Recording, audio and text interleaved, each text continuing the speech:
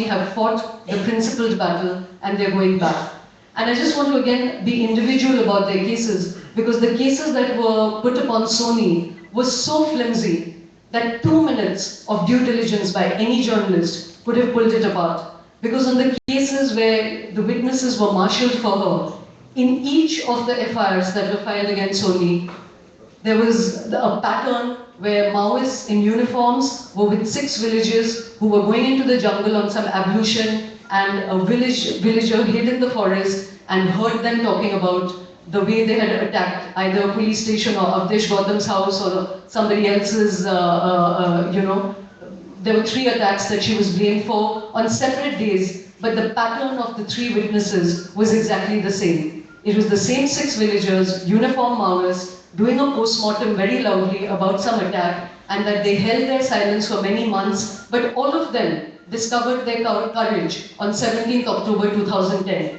All the witnesses in all separate cases said all these months we've been afraid, but today we speak without fear, and this is what we saw Soni doing.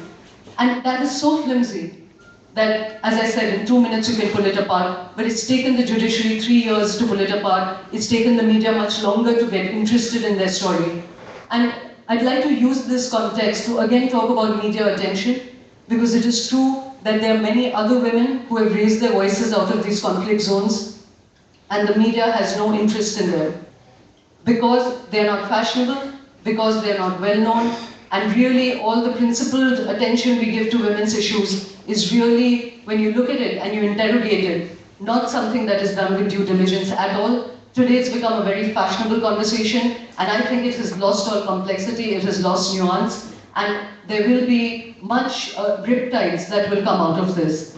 There's just one other thing that I'd like to say, which I learned from writing the Soni and Linga cover, was that I spoke to n number of people, to CRPF commanders, to anonymous police officers, and we are also very good at demonizing. But the truth of the matter is that the 2 CRPF commanders who spoke to me on behalf of Soni, on condition of anonymity, but they spoke of exactly what others have mocked one for saying. But the CRPF commanders and Soni and Linga speak about the same thing, which is the loss of the middle ground. And the CRPF commander told me that the tragedy of Soni and Linga is that it is no longer possible for a tribal or a citizen in Chhattisgarh or Orissa or Jharkhand to remain merely that. You have to take sides. The idea of a principled neutrality is not possible. And he said the problem with Soni is that she is trying very hard to preserve the middle ground. She speaks to the Maoists because the truth of the matter is that if a Maoist commander calls you, a villager will go to that meeting. And that's when the police begin to doubt them as informers. And this police officer said himself, he said the fact of the matter is that if you don't have arms, and if a Maoist calls you for a meeting, villagers will go. But it is impossible for police officers to make out who is an active collaborator and who is merely going, because that is the circumstance of existence there. And he said, so there is this constant cycle of suspicion and violence that is going on. And Soni and Linga, I think much more than all of us in Delhi or elsewhere that have tried to report these stories, are an epitome of that principled neutrality. They are the ones who want to keep the constitution alive. They are the ones who believe in a democracy of consensus and consultation. And they are the ones who have stopped short of demonizing even their enemies. And that is why they have a respect and a kind of, when I see them, Soni and Linga came to my house the other day, and the kind of empathy and commiseration that they feel, having been through inhuman barbarity themselves, is the greatest lesson that I take. That quality of empathy, a dogged insistence on the correct way of doing something, and a dogged insistence that they will not demonize. Even as they spoke today, what they're really asking for is that they should be allowed to go back to doing their core job, to be allowed to go back to their Karamsthal, and to remain the citizens of India that they want to be. And for that, Soni and Linga, you have my complete salute and respect. Soni. बस एक आखिरी बात की मुझे याद है कि शंकर बुआ नियोगी दिल्ली आए थे और उस समय नरसिम्हा राव प्रधानमंत्री थे और उन्होंने कहा था कि मेरी हत्या कर दी जाएगी, आप कुछ कीजिए। वो गए और उनको मार डाला गया। सोनी आज हम सबके बीच साफ साफ कह रही है कि उसे मार डाला जाएगा और हम जानते हैं कि हम उसे मौत के मुंह में धकेल रहे हैं। हम यहाँ से उसे बिना प्रोटेक्शन के भेज रहे हैं। और छत्तीसगढ़ सरकार के सामने सोनी सोरी का नैतिक अधिकार बहुत ज्यादा है। सोनी सोरी की नैतिक हैसियत छत्तीसगढ़ सरकार के मुकाबले बहुत ऊंची है और सरकार ऐसी हालत को बर्दाश्त नहीं कर पाती। छत्तीसगढ़ की सरकार शायद इन लोगों को जिंदा ना रहने दे। हम लोगों के सामने ये चुनौती है कि क्या हमें मरे हुए आदिवासी चाहिए, क्या हमें आइकॉन्स के रूप में आदिवासियों के मरे हुए नाम नहीं चाहिए, क्या जिंदा आदिवासी हमारे देश में काम करते हुए जिंदा नहीं रह सकते। सोनी सोरी ऐसी औरत नहीं है जो अपने बच्चों को पालेगी, अपने घर पर रहेगी। सोनी सोरी लड़ेगी, मैं जानता हूं उसे, वो मेरी शिष्या रही है, वो चुप रहने वाली नहीं है। और अब ये हम लोगों के ऊपर है कि हम एक आदिवासी एक्टिविस्ट को जिंदा रख पाता है ये देश, या हम उसे वैसे ही गंवा देंगे जैसे हमने शंकर गुहा योगी और बहुत सारे एक्टिविस्ट को मर जाने दिया। मैं एक चीज और सबको याद दिलाने चाहूंगी कि why I feel that Sonia and Linga's story completely encapsulates the story of tribal India is that we forget that Soni's father was shot by the Maoists for being a police informer. Her husband died in jail as being a Maoist. Her 3 children, and Linda, of course, being her nephew, but the 3 children are scattered across the place. And when we speak of natural resources, corporate grab, all of the large issues, the point finally is that the voice of that has to be given to the tribals, and it's not a unitary voice. They must be able to mediate for themselves what it is that they want to do. Neither we, nor the state, nor the Maoists are in a position to dictate what is going to be the nature of these places. And that is why Sonia and Linga are just so important. This time I met another tribal boy from Jharkhand who said that it is because he was asking for his constitutional rights that both the Indian state and the Maoists began to notice him, because he was putting up notices on village walls about what his rights were. And merely lifting a voice has become unlawful in these places. And it is only mediators that are allowed to do that. And I think that is why they are so significant. And we must remember the individuality of their story and not forget, and not make it just an anonymous percentage of thousands or lakhs of others that are going through the same experience. It is important that we remember the courage of what they've been through and what they personally and individually stand for. मैं और एक बात कहना चाहती हूँ, मतलब मेरे पति को लेके मैं कुछ बोल रही हूँ, क्योंकि उनको जेल में रहा हुआ व्यक्ति भी, मतलब 3 केस में थे, तीनों केस में बरी हो गया। तो एक ऐसा आदेश वाला केस ऐसा था कि वो पूरी 11 की मतलब पेशी के बाद उसको बेल मिल गई, दोष मुक्त हो गए। उससे पहले 7 पेशी से पहले उनकी ऐसी स्थिति, उससे उन्होंने पहले मतलब कई बार कहा जेल में कि तुम ये केस वापस ले लो, इस केस के पीछे मत रहो, समझौता कर लो। हमसे बोल रहे हैं 30 लाख रुपए देने के लिए, गाड़ी भी देंगे, घर भी देंगे, और हम दोनों के यहाँ से जेल से रिहा भी करने की बात मुझे शर्त रखा जा रहा है, इसलिए इससे हट जा, इससे अच्छा है कि वो सब चीजों को मत कर। तो मैंने साफ साफ बोला, क्योंकि ये चीज मैंने झेला है, इस चीज को मैंने इस तरह से प्रताड़ित हुआ है, मैं पल मरी हूँ। एक बार मैं आपको छोड़ सकती हूँ, पर मैं इस चीज से हट नहीं सकती, क्योंकि ये आज मेरी सवाल नहीं है, ये पूरी आदिवासी और एक औरतों का सवाल है, तो मैं नहीं हट सकती। तो वो कई बार बोला, नहीं मैं समझा रहा हूँ, समझ जा कि हम लोग फिर कहीं से अच्छे से जिंदगी जिएंगे। लेकिन मेरे को ये था कि आज अगर मैं इस चीज को कॉम्प्रोमाइज करती हूँ और ये करती हूँ, आने वाला कल उससे भी ज्यादा भयानक होगा, मुझे लड़ना होगा। ये सोच के मैंने एक बार अपने पति को बोल दिया मैं आपको छोड़ दूंगी, पर मैं ये लड़ाई नहीं छोड़ सकती। तो काफी दिन तक इस तरह से बहुत परेशान था, और आज उसकी ऐसी स्थिति कर दिया गया, उसे मार दिया गया मेरे सामने। मेरे मतलब इतने अच्छे से थे और उनकी ये हालत हो गई। वो जब बोले मुझे, मैं तुमको समझाया, तुम नहीं समझी, आज मेरी यही स्थिति है, मुझे मार दिया गया, मेरे सिर में चोट आया, मुझे बहुत तड़पा के यहाँ पर मारा गया है, और तुम मुझे कुछ नहीं कर पाई। मैं मरना नहीं चाहता, मैं बचना चाहता, मुझे बचा मैं नहीं बचा पाई। तो ये मैं सब देशवासियों से करें, ये मेरी सच की लड़ाई। और जहाँ छत्तीसगढ़ में जा रही, वो मेरे लिए जन्मभूमि था कल तक, आज मेरे लिए खबर है, उस खबर में जा रही, उस खबर में जाके अब ये देखना है कि उस जगह पर, उस खबर से वहाँ मुझे मतलब उस खबर में मिट्टी वो करते हैं, या फिर मैं क्या कर सकती हूँ। आज मेरी जन्मभूमि मेरी खबरिस्तान बन गई है। इस बात की बड़ी दुख होती है कि मैं उस मैदान में, उस जमीन में मैंने खेली कूदी बड़ी हुई। आज प्रशासन सरकार ने आज इस लायक बना दिया, आज वो चीज आपको खबर बोलने के लिए मजबूर हो रहा है। और आज मेरी बात नहीं है, बहुत लोगों की बात है। मैं तो जी सकती हूँ, दिल्ली में भी रह सकती हूँ, मेरी इतनी सपोर्ट मिल सकती है, पर मैं यहाँ जी कैसा जीवन क्या करूंगी जिसने अंकित कर एसपी ने उस अंधेरी रात में हर तरह के शब्द बोल बोल के मेरी मान सम्मान, मेरी शर्म, मेरी लज्जा सब कुछ छीने। मेरी शरीर तो उसी दिन मर चुकी थी, ये तो सिर्फ एक आत्मा है, आप लोग के सामने आके खड़ी हूँ। तो आप सबसे, मेरे पूरे देशवासी से मेरी ये भी रिक्वेस्ट है, मुझे मार तो दिया जाएगा लेकिन मेरी सच की लड़ाई में आप सब साथ दीजिए कि मैं इस लड़ाई को मैं लड़ना चाहती हूँ, हर सच्चाई को बता के लड़ना चाहती हूँ, हर चीज के सबूत है। आज फिर भी मैं आप सबसे मेरी रिक्वेस्ट है, मुझे मदद दीजिए इस सब से। और आज ये देखना है कि सच को आप लोग कितना बचा पाते हो।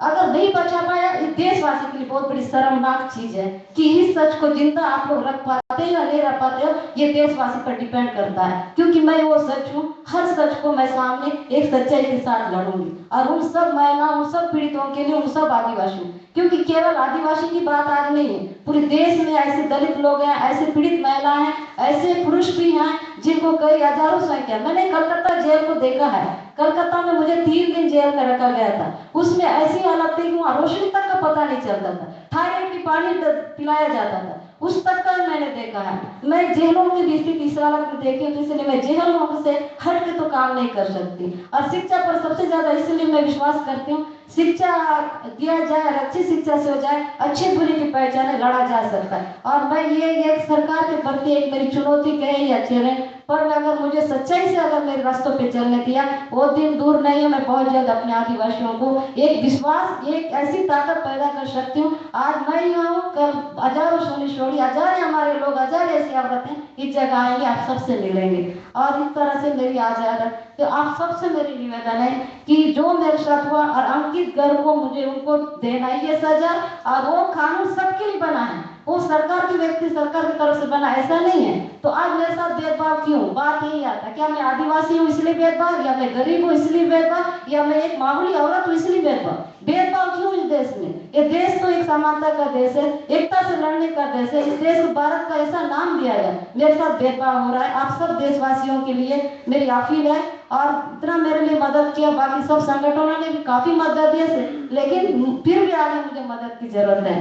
बस मुझे एक चीज बोलना है, हम लोगों ने सब बहुत बार बार हमने कहा लड़ाई है, लड़ाई है, लड़ाई हो रहा है, जंग हो रहा है, इसके खिलाफ कांग्रेस इस तरफ है, आदिवासी उस तरफ है। शोमा ने भी बोला कि मीडिएट करना चाहिए लोगों को, लिंगा और सोनी को अपने लोगों का को जबान देना चाहिए। लेकिन ये लड़ाई किस लिए हो रहा है, क्यों हो रहा है, क्यों जलाया गया हजारों गांव, क्यों लोगों को अपने घर से भगाया गया? हमें मीडिएट करने से पहले पता होना चाहिए कि किस चीज के बारे में मीडिएट करना है। इसीलिए मैं कहना चाहती हूँ, जो हम बहुत पहले से शायद हम लोग कह के भूल गए कि 2004 में या 5 में बहुत सारे MOU साइन किया हुआ है बड़े बड़े कंपनियों के साथ। अभी मुझे मालूम है कि जंगल के अंदर किसी को भी मालूम नहीं है कि क्यों लड़ाई हो रहा है, क्यों घर से भगाए जा रहे हैं, कहाँ पे क्या फैक्ट्री आएगा, किसको कहाँ नौकरी मिलेगा, क्यों है ये सब। तो हमें जरूर, प्रशांत जी है यहाँ पे आम आदमी पार्टी का, हम सबको जरूर ये मांग करना चाहिए, वो सारा MOUs पब्लिक करो, सबको बोलो कि क्या करे, कौन सा तरक्की है, क्या कॉन्ट्रैक्ट साइन किया है, किसके साथ किया है, किसको क्या मिलेगा, क्या सब्सिडी मिलेगा, क्या नौकरी मिलेगा, क्या है। नहीं तो मीडिएट कैसे किया जाएगा? लोग सब अंधेरे में रह रहे हैं, हम भी अंधेरे में। हमें सिर्फ ये है कि अरे चाचा के लिए यहाँ पे पुलिस आए हैं, पॉस्को के लिए वहाँ पे पुलिस आए हैं, मतलब पुलिस देश का पुलिस नहीं है, कंपनी का पुलिस है। लेकिन ये what are these MOUs? Who are these people who have been given the contracts for the rivers and mountains? How can anybody mediate if you don't know what's going on? Again and again people have asked, can you make those MOUs public? Why are they so secret?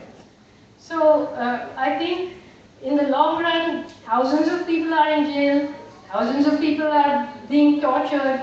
Nobody really knows why. We are all feeling in the dark. You know, there is a, in 2005, 6, 7, 8, there was a huge violence in Chhattisgarh. Salwa Julum, before that, Jan Jagran Manch. But why? You know, why don't they tell people, local people? When there are supposed to be public hearings, people are not allowed to sit in the public hearings about their own village. But those same companies are sponsoring literary festivals and then making a big fuss about Salman Rushdie's free speech. But the Adivasis have no speech. Forget free speech. You know? So we really, everybody, not just Adivasi people, all of us need to know what is this all about? Why is it such a big secret? Can we have those MOUs put on the net? Can people have opinions about it? No? Prashant ji, आपको नहीं लगता है कि चोरी जैसी महिलाओं को मुख्य धारा की राजनीति में आना चाहिए, अपनी लड़ाई को आगे बढ़ाने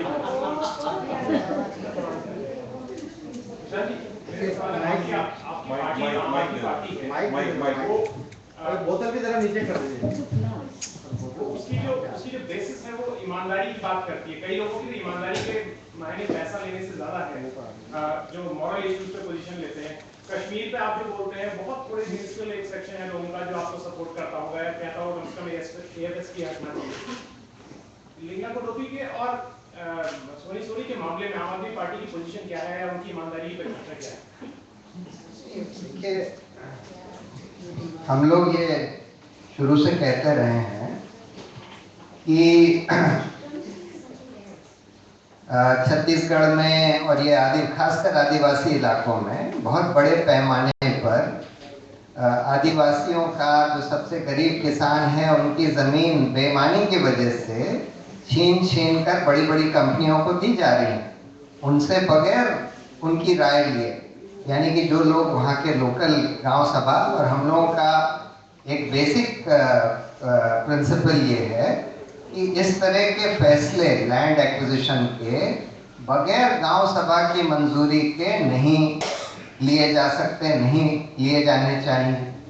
और ये हम लोग मानते हैं कि ये तो हम लोग, कम से कम मैं हर अपने पार्टी के मंच से भी कहता रहा हूँ कि माओइस्ट को इस तरह की बेईमान पॉलिसियों से बनाया गया है, मजबूर किया गया है। जो गरीब आदिवासी हैं उनको मजबूर किया गया है कि वो भी हथियार उठा लें और माओइस्ट बन जाएं। तो ये तो इस तरह की भ्रष्ट पॉलिसीज की वजह से, जो बड़ी बड़ी कंपनियों को फायदा पहुंचाने की पॉलिसीज की वजह से हुआ है, ये हम लोग मानते हैं। तो इसलिए हम लोग की पार्टी की पॉलिसी इसके बारे में साफ है। तो इसके बारे में नहीं पता है कि क्या सोनी को देखिए, मुख्य धारा की राजनीति में जाना चाहिए कि नहीं जाना चाहिए, ये उनका निजी मामला है। हर एक जना नहीं चाहता है, ये निजी फैसला करना पड़ता है। भाई हम लोग भी नहीं चाहते थे कि भाई हम लोग मुख्य धारा की राजनीति में जाएं। हम लोग भी यही चाहते थे कि भ्रष्टाचार के खिलाफ एक ठोस कानून बन पाए, इस देश की व्यवस्था सुधर जाए। जब हमको ये दिखने लगा कि भाई हमारे सड़क पर आने से, जनता के सड़क पर आने से व्यवस्था नहीं बदलेगी, इस तरह का कानून नहीं बदलेगा और उसके लिए हमको संसद में आना पड़ेगा, तब हमको मजबूर होकर पार्टी बनानी पड़ेगी। लेकिन फिर भी बहुत सारे लोग हैं जो ये मानते हैं, उनकी अपनी निजी राय है कि भाई फिर भी नहीं जाना चाहिए आपको मुख्य धारा की राजनीति में, इश्यूज पर ही लड़ना चाहिए। तो ये एक इशू है जिस पर कि अपनी अपनी निजी ओपिनियन हो सकती है, अलग अलग। आपकी राय क्या है? आप क्या चाहते हैं? अच्छा, मुझे जरा जाना है, unfortunately I have to go somewhere. मैंने किसी और को टाइम दिया हुआ है। अब तो वो शहरी नक्सली भी कह रहे हैं, जो शहर में जो भी कोई बोलेगा उसको भी नक्सली बोल रहे हैं।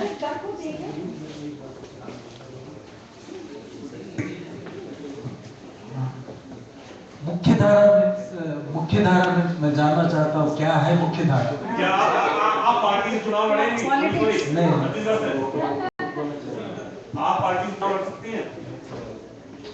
अभी पार्टी लेवल की तो बात मैं नहीं सोच सकती। अभी तो मुझे छत्तीसगढ़ जाना है, वहाँ की स्थिति, वहाँ की व्यवस्था को देखना है। अगर मैं जिस हिसाब से लड़ाई लड़ रही हूँ उसमें मैं कितना सुधार ला सकती हूँ। हो सकता है कि ऐसी स्थिति बनी कि मुझे राजनीति में उतरना पड़े और मेरे को अपने उसको मैं सुधारने व्यवस्था को ठीक करने के लिए वो भी करेंगे।